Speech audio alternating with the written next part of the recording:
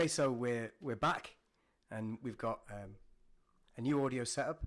So hopefully, anybody listening, either on YouTube or on their way to the office on their daily commute, doesn't have to turn us up as loud. True that. That's a great thing. And we've also got a slightly more boring vista for people that are watching on YouTube as well, right? Because we've just got a grey wall and half a mirror, as opposed to a beautiful scene that out the window of the sprawling metropolis of Manchester, but with really bad lighting. So we, what we're saying is we're constantly improving. Yeah, we're trying our best. It's people will be able to see things better. Put it that way, they'll be able to see people's faces a bit clearer. So, which is not always a good thing. However, well, yeah, there is that.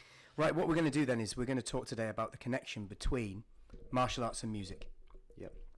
And part of the inspiration for this is there's two main themes.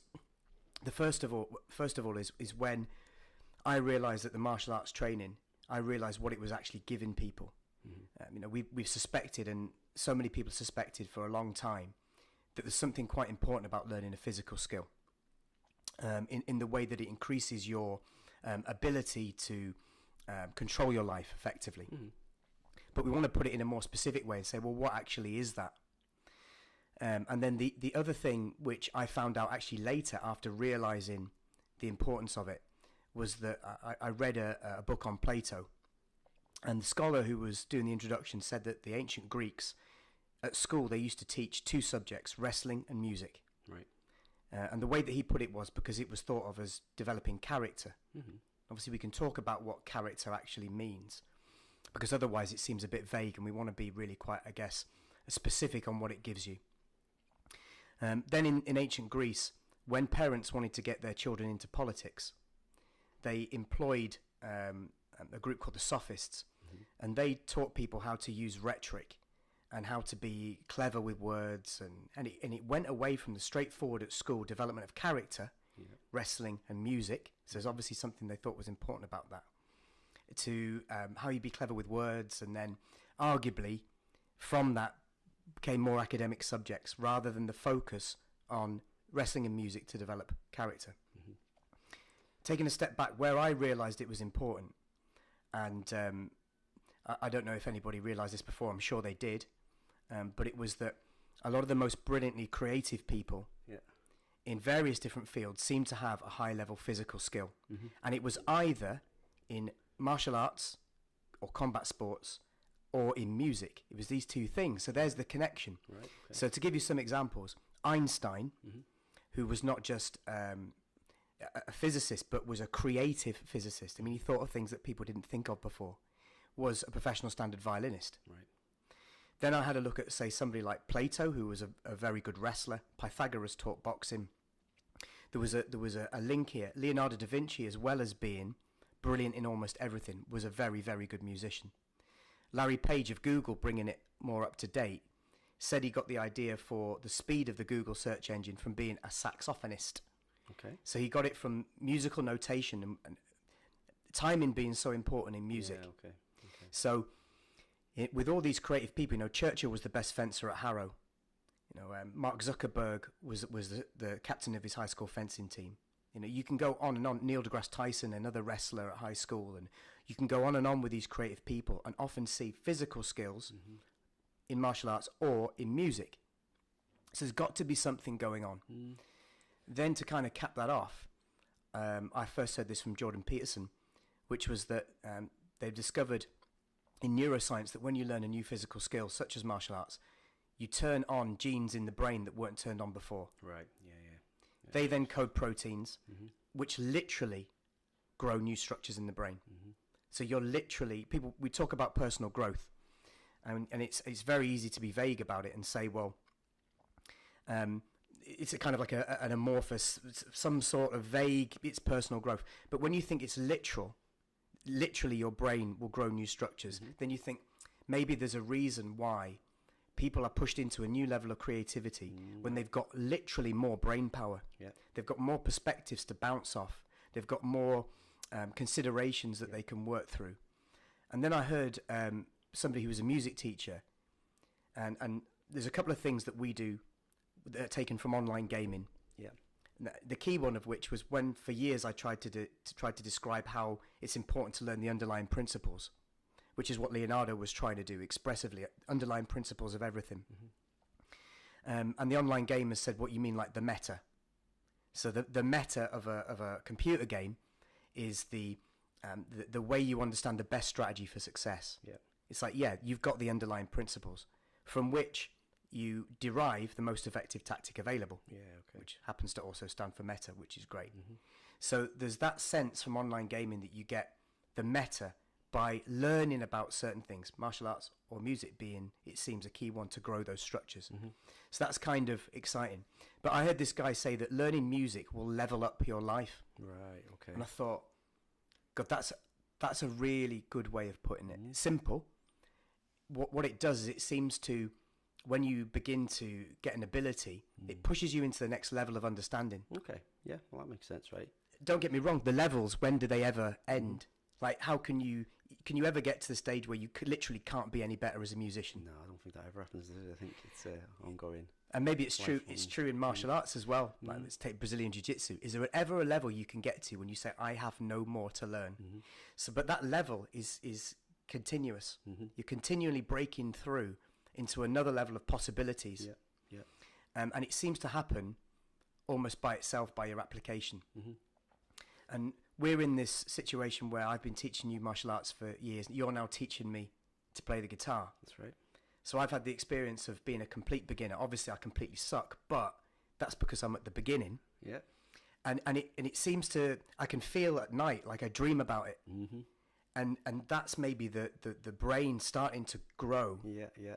In different ways. I mean, I don't. What's your experience with music? I think you're right. I think so. It's not always what you're doing when you're playing the instrument. There's a lot that goes on in the background. So, like you say, when once you've put it down, your brain's almost kind of ordering the things that you've been working through. Your muscle memory's kind of coming together. So it's all of the kind of the unconscious stuff, the subconscious stuff that happens in the background. I think is what ultimately, and obviously you've got to drill it. You've got to just, like anything physical, you've got to drill it. You've got to kind of keep blasting at it. But yeah, there's a lot that goes on in the background about it. But do you think this is a commonly known thing? Do you think that people, well, I certainly wasn't. I don't think it's a commonly known thing that physical skills, learning music, learning whatever can kind of level up your life. I don't think people generally are aware of that. Certainly if it's not something that they've done already, I don't think people look at it and go, you know what, I need to have a crack at something physical, because I don't think that information's really made its way out there yet. What do you think? Is that I think that people have a kind of almost vague sense that it will help them in some way, but perhaps our job is to say expressly what it is that it will give them. And some of those things aren't always obvious, because over the course of getting better, you don't always realize that it's happened. It seems to happen to you almost. And there's moments of breakthrough where you suddenly find something easier and you're like, hang on, I struggled with that before and now I'm doing it. Whether it's music or whether it's martial arts. That's true. I know with music that I mean, I'm not the first person to have noticed this, and it's been talked about quite a lot, but I certainly noticed it when I started playing the guitar, is that you'll start off and the kind of, in terms of a graph, it's kind of, it goes like this, and then all of a sudden, boom, it takes off like that. When you've got the hand strength and you've got a bit more dexterity in your fingers, you have been drilling it. All of a sudden, a whole new world of possibility opens up. Whereas before, you were clunking away trying to make your shapes and remember stuff as well. That's the other big part of it for most people. They're not playing music, reading music, because that's a whole other ball game that you've got to learn. It's playing by drilling it and memorizing it. So yeah, it's definitely a thing like that. And then all of a sudden like that, and that's when kind of the exciting stuff starts happening, because you've got an opportunity to kind of learn, more interesting stuff, I suppose. Well, there is that moment we talk about being a beginner, and it seems to me that through my experience of teaching, particularly business people, martial arts, is so many people are put off because they don't want to have that moment where they are a beginner. Yeah, humbling stuff kind of thing. Because right? it's humbling and it's difficult, and so many people are like, so I'm at the age of 40 now. You're teaching me to play the guitar, but it's like, well, aren't you a bit old? Well, no, but when you're a little bit older, it's almost like you're more sensitive to that period where you completely suck. Yeah. But that's, for me, an exciting period in some ways. It's great when people engage in it and decide to actually do it, because that's the bravest point, when people have said, no, I am going to actually do it. It's like we always say the hardest part of learning martial arts is turning up in the first place. Absolutely right. Yeah. Maybe that's the same with music, and going, right, no, actually, I didn't think it was possible for me to learn this. And I had that about the guitar, really. I always thought, I've got tiny hands, my hands are more like a raccoon's paws than they are human hands. Therefore, I couldn't play it. And it's like, no, that's not actually true. Oh, that's all. And I watched a YouTube video of somebody explaining that Angus Young of AC/DC is like 5 foot tall. So even though my hands are tiny, they're probably not as small as his. Nope. And he can play the guitar, right? Can he just? I think another thing that is challenging when you're learning anything physical when you're older is that we tend to intellectualize things too much. So when you're a kid, you've got no questions. Someone says, right, do it like this, yeah, cool, okay, you crack on with it. But as an adult, you're asking questions. Well, why are we doing like this? Why that? Why this? I found that with the martial arts. I often spent, I used to have go at me all the time. Are you thinking about it too much? Just let your body find it. Yeah. And it's just exactly the same with the musical instrument, I guess. It's something that you have to just kind of forget that part of the brain and just kind of just drill it.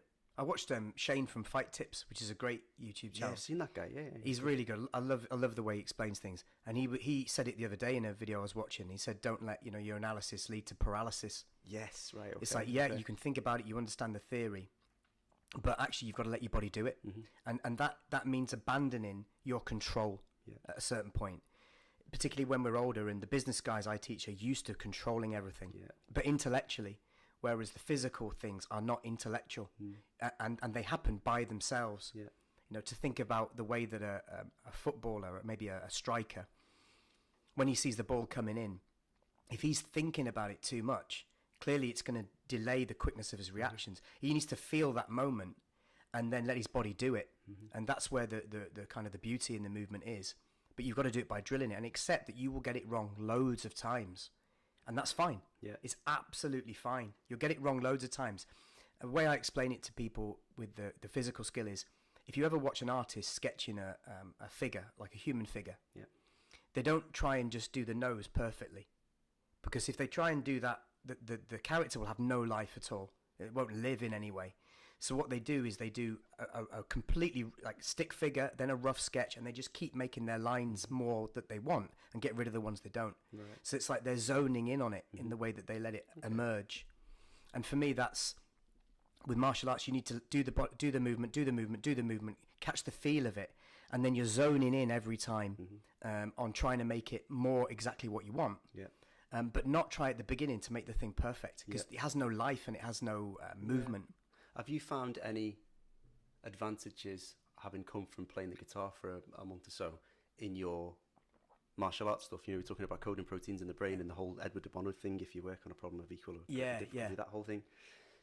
Has that made any difference to your Brazilian Jiu-Jitsu? Have you noticed anything tangible that you can actually go, it asked me to level up? Do you know, I have, and I think it's about the idea of feeling the rhythm of a thing. Right, okay. And what I've been very excited about from you teaching me music is the fact that I now have a different relationship with music already. Right. So when I listen to the radio, I'm listening to it with a different brain. Excellent. That's one of the lovely things about it. I think it's amazing, and it's almost hard to describe. But now that I'm loving sort of like the blues, loving rock, loving metal, when I listen to it, I'm hearing the guitar line, and I'm no longer thinking that it's impossible. Yeah. I'm thinking, I could learn to play that. Yeah. Because the main thing is, in that month of playing the guitar only, is I've broken a big barrier, and it was impossible. And now it's like, no, it's possible. It's hard. Yeah.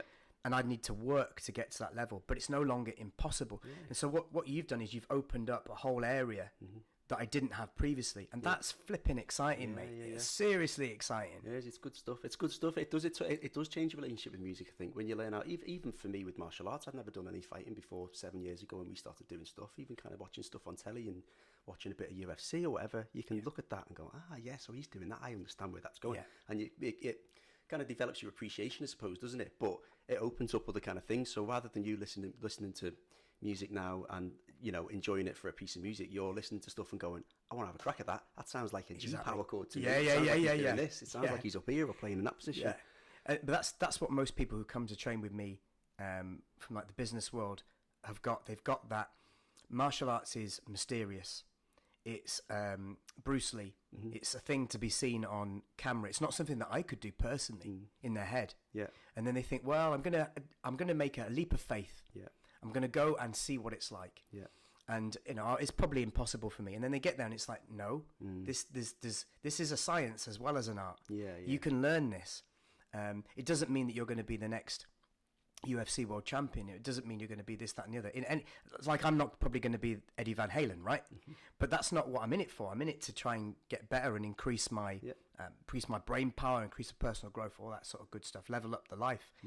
And when they realise that it's not magic, it's that moment when they realise that it isn't magic, and you don't have to be, preordained by a higher power to be able to do it. You can't do it. You can do it.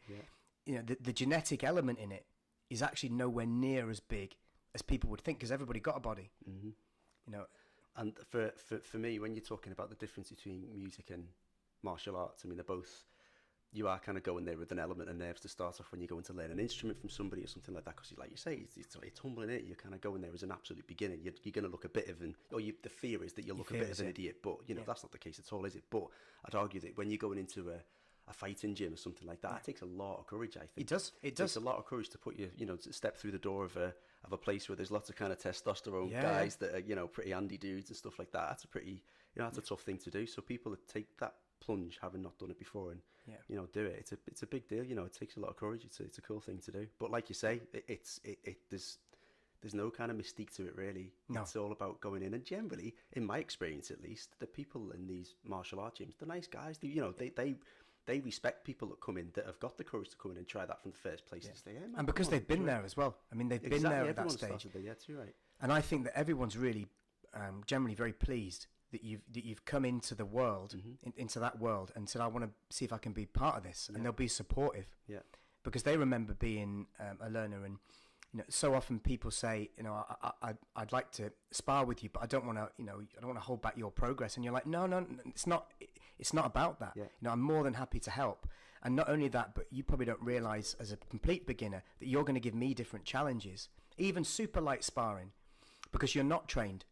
So you're not constrained often, if you know what I mean. So it's actually great to have people come in who are complete beginners for the people who've been training for a while, because they're not going to be predictable in the same way.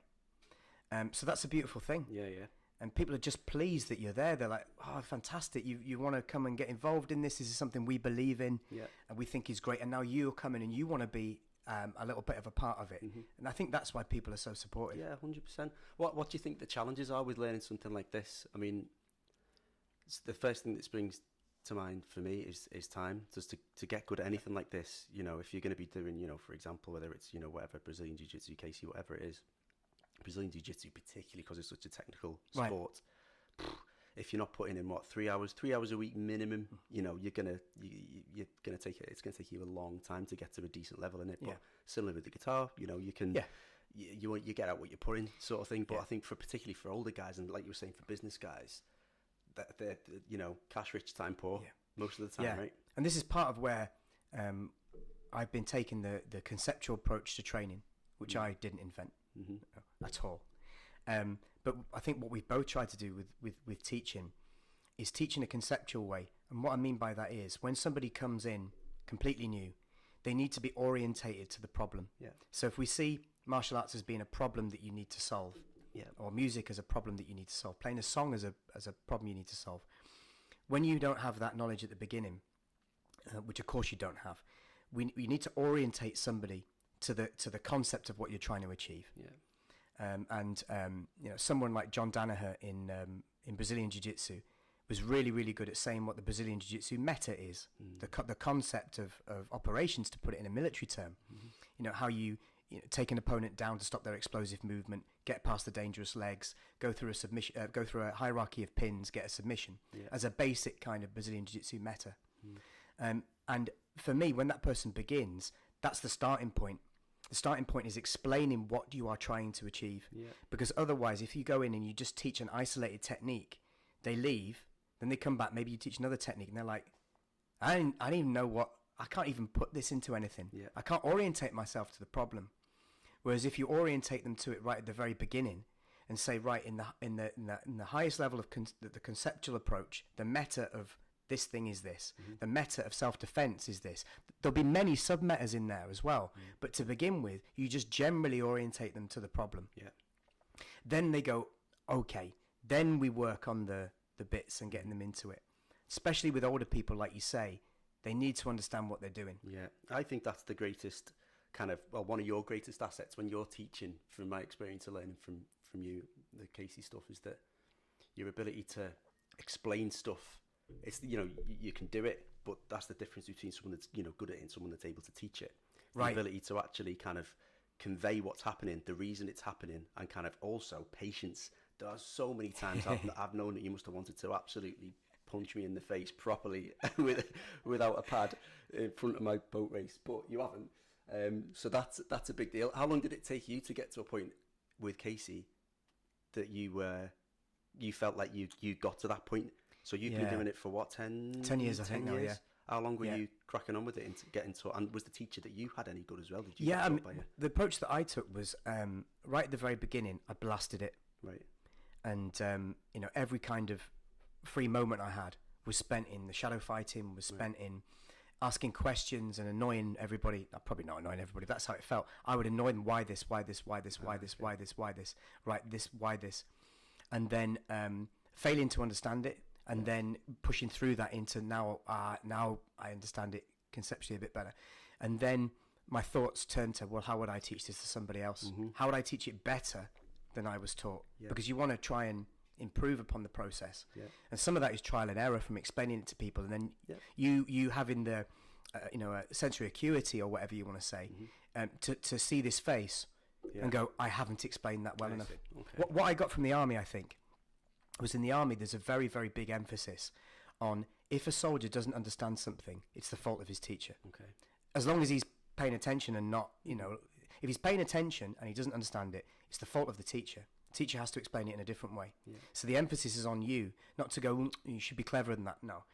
Everybody has a way that they understand things, and you need to find a better way for that person. Where I think that partly a conceptual approach works is that to understand something intellectually, your brain does it by comparison. So it compares it to what it already knows, and then you can push it further. You introduce a completely alien concept, and there's nothing it can't attach it to. You can't attach it to anything. So I often use analogies in self-defense where I compare it to the different meta of a combat sport. Okay. So, for example, in a one-on-one fight, in a known location, a ring, an octagon, you've got an ability of that person to move in and out of the distance. They're not fighting emotionally driven. They're fighting with measured approach because they're there to fight. They knew the time that it was occurring at. Whereas often in self-defense, it's typically emotionally driven. Right. The person is going crazy, 100%. They're not measuring what they want to do. Now that leads then to a slightly different conceptual approach, understanding what you may receive. Now you've got to be a bit careful because you need to learn both, and you also need to appreciate that there are exceptions. But generally speaking, to orientate you understand the difference between a measured fighting approach, which is not 100%. It's measured over maybe a couple of rounds, or you don't want to blow your energy out. That's not what you see outside the nightclub. You see people going 100% crazy. They just want to take someone's head off. It's a different energy, and therefore it's a different rhythm. And maybe that's where we get back to music. Because in my book, in Awakening the Warrior, I use a lot of expressions from jazz, particularly of improvisation and learning jazz. And I find personally that a lot of the quotes from the jazz greats, Miles Davis and so on, John Coltrane, they are much more applicable to martial arts than almost anything else. I find them more useful, me personally, than, for instance, Bruce Lee. I find them more useful. The idea of the only way to get better is to play with people who are better than you. The idea of you practice, but when you perform, you just forget all about it and just go for it. It's a quote from jazz. And you think, that's exactly where we want to go with, for instance, self-defense. You practice, but you don't let that make you pause. You forget all about that in the real thing and just let it be channeled through you. And you think, God, that's so similar. And then when we talk about the different rhythms, You know, there's a rhythm to Brazilian Jiu-Jitsu. There's a rhythm, a different one to Muay Thai, to boxing, mixed martial arts. They have rhythms, and different people with different attributes need to understand how their rhythm works. Yeah. What I love when you watch sometimes a combat sports thing, maybe in boxing or in mixed martial arts, is where the commentator says after maybe a couple of rounds, such and such has now found their rhythm. Right. Okay. And it means that they've had to adjust what they do to their opponent. And then they find the rhythm of how you fight that opponent. Or they don't. Yeah, that's the thing. Or they don't. Yeah. And if they don't, then they tend to get beaten. Yeah. So how quickly you can find that rhythm. I have such a respect for jazz musicians who get together and play. And then they just seem to be able to pick it up from each other. Yeah. Bonkers stuff. I've seen a bunch of that stuff in town, and that, you know, Matt and Fred's in town.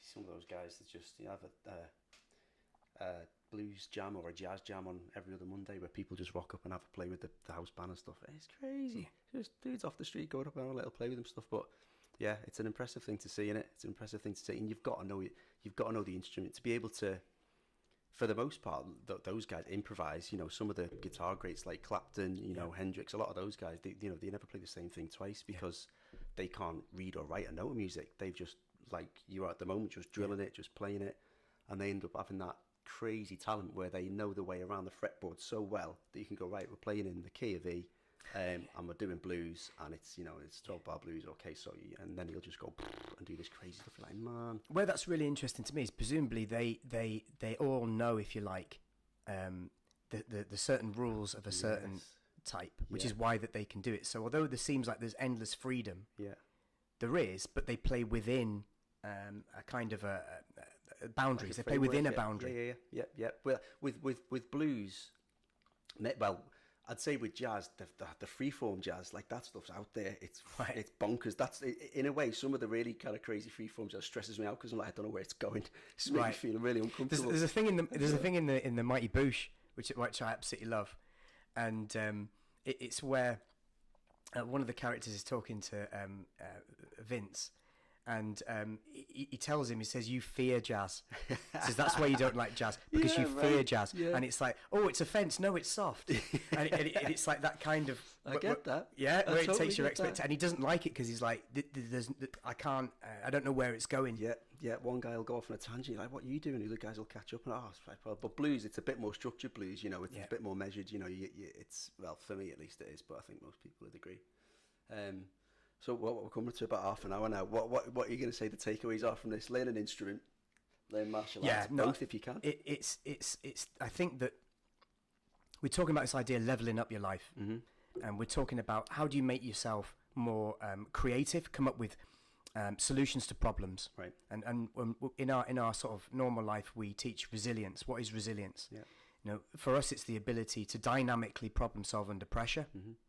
So dynamically problem solve means that the problem changes as you're trying to solve it. Yep. These are the great problems of life in business, in relationships. They're dynamic problem solving, of which perhaps the ultimate is military combat. Yep. That's, for me, the ultimate dynamic problem solving task, because the penalties for failure are greater than any other human endeavor. Absolutely, yeah. So that's the thing. How do we learn to do that under pressure? Well, to get a different perspective on that is learn martial arts. Learn to play an instrument. What it's doing is it's actually putting new structures in your brain. It's not mystical. Yeah. It's not magic. It's a way of being able to increase your ability to achieve goals by finding good solutions to problems. And whether or not you are more inclined to music, or whether or not you are more inclined to the physical or the purely physical with the martial arts, then you're going to get a great deal of benefit out of that.